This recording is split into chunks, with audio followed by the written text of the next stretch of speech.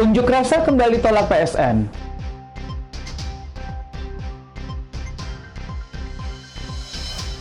Wapres Gibran dijadwalkan kunjungi Merauke. Pemuda dan mahasiswa soroti persoalan lingkungan di Merauke.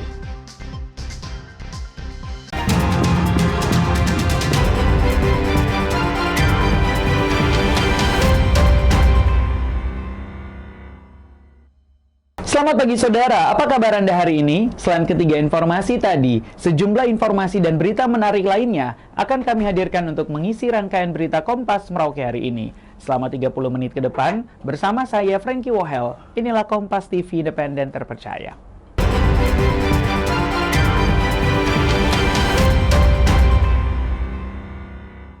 Saudara, kita awali berita pertama. Sekelompok warga menggelar aksi unjuk rasa di depan kantor Gubernur Papua Selatan pada Senin siang. Unjuk rasa ini menolak proyek strategis nasional. Aksi unjuk rasa dilakukan dalam rangka memperingati Hari Demokrasi Internasional dan diwarnai dengan sikap pro kontra dari dua kelompok warga atas program pembangunan strategis nasional di Papua Selatan. Aksi ini dilakukan di depan kantor Gubernur Provinsi Papua Selatan Senin pagi. Sikap kontra dikemukakan oleh Komite Aksi Selamatkan Demokrasi dan Lingkungan Papua Selatan dengan 31 tuntutan diantaranya tolak PSN di Papua Selatan, menangkap dan mengadili budak proyek PSN, serta mendukung gugatan korban proyek PSN di Mahkamah Konstitusi. Ambrosius Nit, koordinator komite, menyebut terbungkamnya ruang demokrasi untuk bebas menyuarakan pendapat sehingga membuka peluang kepada pemerintah yang bekerja demi kepentingan investor, bertindak secara sepihak, dan melanggar hak-hak masyarakat adat Papua untuk mengatur dan mengelola sumber daya alam sebagai sumber kehidupan. Terbungkamnya ruang demokrasi untuk bebas menyuarakan pendapat hingga membuka peluang kepada pemerintah yang bekerja demi kepentingan investor, bertindak secara sepihak dan melanggar hak-hak masyarakat adat Papua untuk mengatur dan mengelola sumber daya alam sebagai sumber kehidupan. Hal lain disampaikan oleh Saleh Sangaji, juru bicara Solidaritas Aksi Peduli Pembangunan Provinsi Papua, mengatakan bahwa pihaknya mendukung semua pembangunan di Provinsi Papua Selatan. Namun, kelompok Solidaritas tetap meminta penekanan kepada pemerintah provinsi untuk dilakukannya rekonsiliasi birokrasi bersama masyarakat adat di 4 kabupaten dan menolak unsur-unsur atau gerakan yang dikendalikan oleh oknum-oknum tertentu mengatasnamakan jargon demokrasi dan kemanusiaan. Kenyataan hari ini kami turun bahwa kami mendukung semua pembangunan. Kami meminta untuk dilakukannya sebuah rekonsiliasi birokrasi pemerintah Provinsi Papua Selatan bersama masyarakat adat di 4 kabupaten. Kami menolak semua unsur-unsur atau gerakan-gerakan, pola-pola yang by setting oleh oknum-oknum tertentu menamakan atau menggunakan jargon-jargon demokrasi, jargon kemanusiaan untuk kepentingan-kepentingan kelompok tertentu. Aksi unjuk rasa ini berakhir damai setelah salah satu kelompok menyerahkan surat pernyataan sikap kepada Wakil Gubernur Provinsi Papua Selatan. Kathleen Romera, Kompas TV Merauke, Papua Selatan. Wakil Presiden Republik Indonesia Gibran Rakabuming Raka dijadwalkan mengunjungi Merauke pada Selasa 16 September 2025. Wapres dijadwalkan mengunjungi sejumlah tempat, antaranya sekolah, rumah sakit, hingga pembangunan pusat pemerintahan Papua Selatan. Wakil Presiden Republik Indonesia Gibran Rakabuming dijadwalkan mengunjungi Merauke pada Selasa 16 September 2025. Di Merauke, rencananya Wapres Gibran dijadwalkan akan melaksanakan sejumlah agenda, diantaranya mengunjungi dan meninjau program MBG di SMP Gudang Arang, memantau RSUD Merauke, serta kesiapan pembangunan kantor Pemprov Papua Selatan. Selain itu, Wapres juga akan mengunjungi Pasar Wamanggu dan Puskesmas Mopa sebelum melakukan kunjungan ke Jayapura. Sekitar 800 personil yang tersebar di objek-objek kunjungan dari Bapak Wapres besok. Semua fasilitas yang akan dikunjungi kita berikan pengamanan yang sama, tidak ada yang prioritas satu dengan lain. Kita sama-sama harus menjaga kondusivitas, memperlancar agenda kunjungan Pak Wapres sehingga bisa terlaksana dengan baik. Sementara sebanyak 800 personil TNI Polri disiagakan untuk pengamanan kunjungan Wapres Gibran kali ini. Kathleen Romera, Kompas TV Merauke, Papua Selatan. Apel gelar pasukan dalam rangka pengamanan kunjungan kerja Wakil Presiden Republik Indonesia di Kabupaten Merauke, Papua Selatan dilakukan pada Senin pagi di Monumen Kapsul Waktu. Sebanyak 800 personel TNI Polri disiagakan untuk pengamanan kali ini. Apel gelar pasukan dalam rangka pengamanan kunjungan kerja Wakil Presiden Republik Indonesia di Kabupaten Merauke, Provinsi Papua Selatan dilakukan pada Senin pagi di Monumen Kapsul Waktu. Kunjungan kerja oleh Wapres RI akan dilakukan pada tanggal 16 sampai 17 September 2025. Pangdam 24 Mandala Trikora, Mayor Jenderal TNI Luki Avianto mengatakan pihaknya menyiapkan sekitar 800 personel dalam kunjungan kerja Wapres ke Merauke. Setiap fasilitas yang akan dikunjungi akan diberikan pengamanan yang sama, tidak ada yang diprioritaskan. Pangdam juga mengajak masyarakat untuk bersama-sama menjaga kondusivitas dalam memperlancar agenda kunjungan Wapres di Merauke, sehingga kunjungan ini dapat berjalan dengan baik. Sekitar 800 personil yang tersebar di objek-objek kunjungan dari Bapak Wapres besok. Semua fasilitas yang akan dikunjungi kita berikan pengamanan yang sama, tidak ada yang prioritas satu dengan lain. Kita sama-sama harus menjaga kondusivitas, memperlancar agenda kunjungan Pak Wapres sehingga bisa terlaksana dengan baik. Kathleen Romera, Kompas TV Merauke, Papua Selatan. Polisi ungkap kasus penimbunan BBM dan penyelundupan merkuri. Selengkapnya usai jeda berikut ini.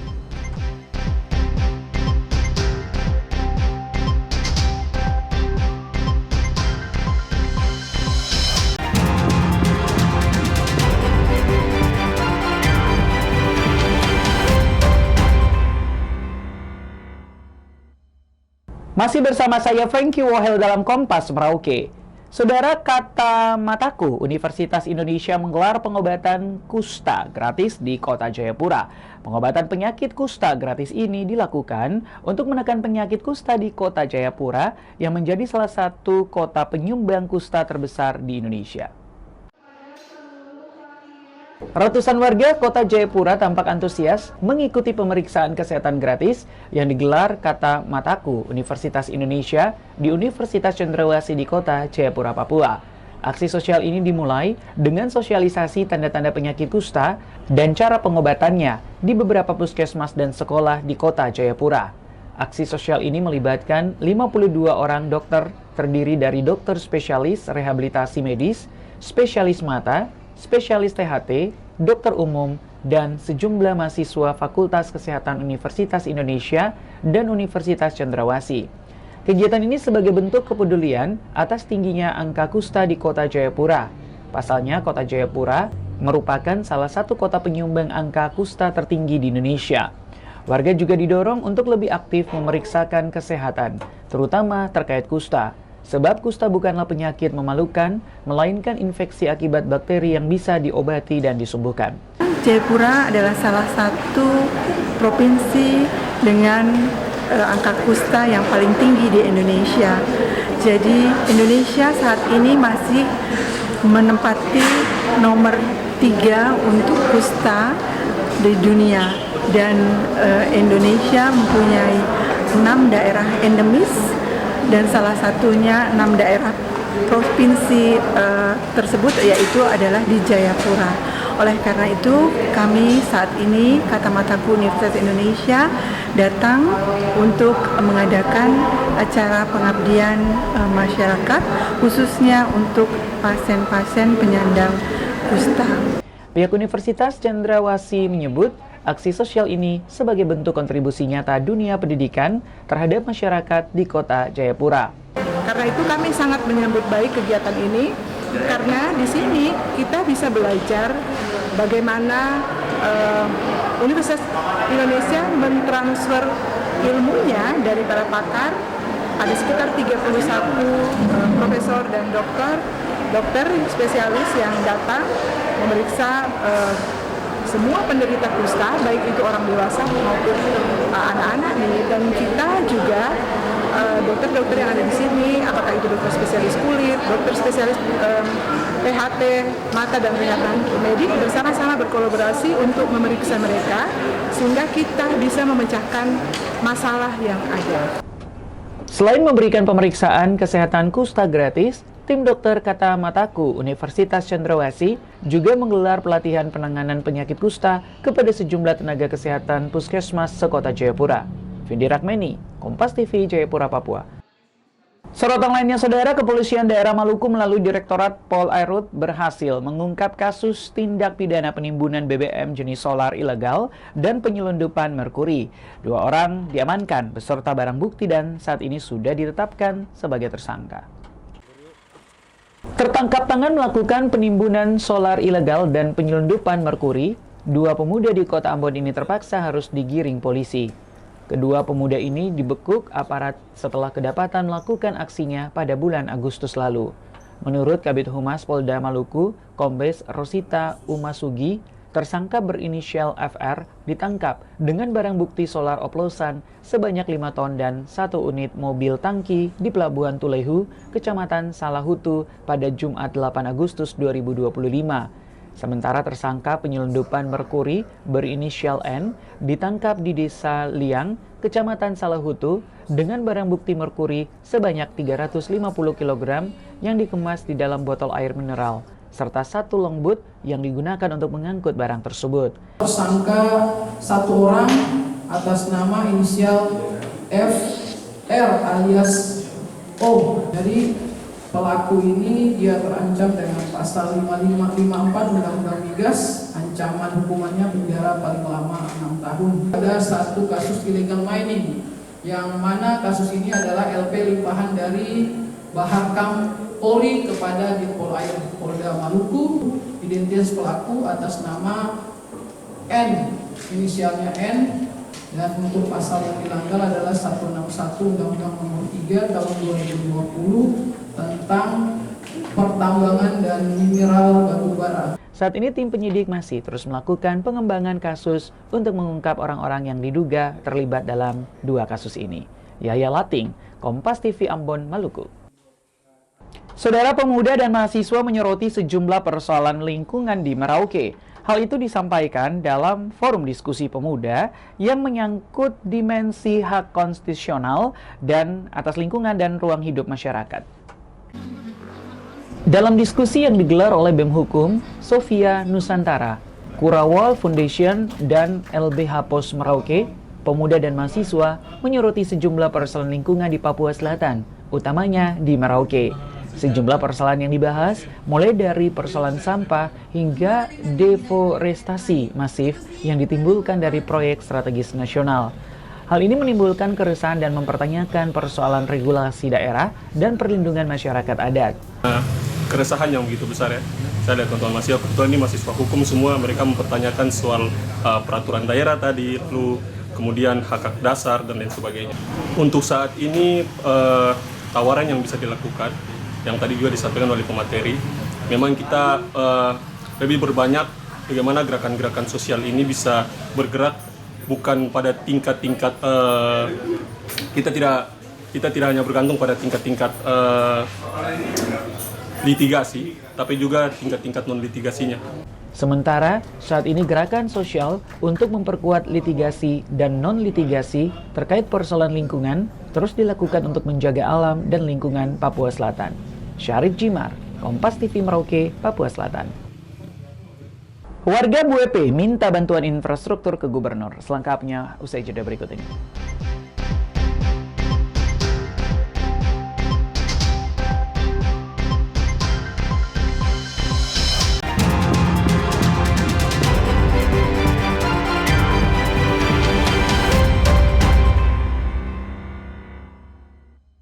Masih bersama saya Franky Wohel dalam Kompas Merauke. Gubernur Papua Selatan melakukan kunjungan kerja ke kampung BUEP Distrik Kaptel pada Sabtu kemarin.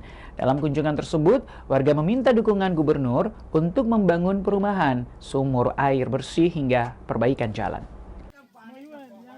Warga kampung BUEP Distrik Kaptel memanfaatkan kedatangan Gubernur Papua Selatan Apol Savanpo untuk menyampaikan kondisi yang dialami warga.